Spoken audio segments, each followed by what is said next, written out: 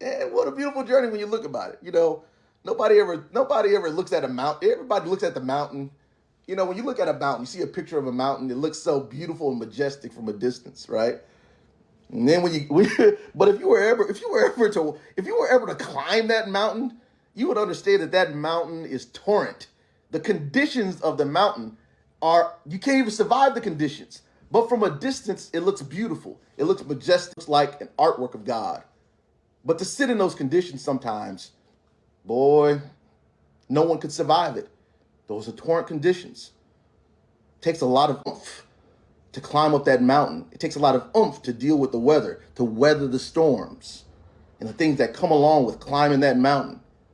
But from a distance, when you take a picture of it, it looks like a perfect picture in the sky, right? You see that majestic mountain with the blue sky on the backdrop, and you see the snow sitting at the crest of the mountain, and then it floats down. But if you were to step, if we were to physically be in that mountain, you would experience the torrent conditions that make that mountain look so majestic.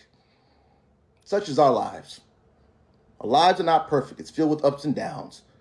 But if you take a step back at it and we are able to possibly see things with the mind of God and the eyes of God, maybe we can see that beautiful picture that is there in spite of all the ups and downs, in spite of all the good and bad, in spite of the negative, the things that you shouldn't have said, and the things that you apologize for, and the things that you regret. Maybe people will look at our lives and see a beautiful picture, a beautiful mountain.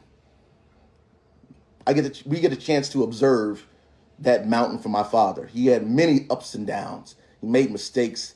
He lived in torrent conditions. He survived in torrent conditions. But man, when you look at the mountain, when you look at his overall life, what a beautiful picture. Lord, thank you, Lord God, for all that you've done. Thank you for giving our moments.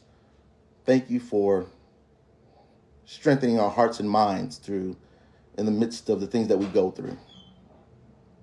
Thank you for giving us perspective, resolve, and maybe moments of peace while we struggle to find meaning, to find acceptance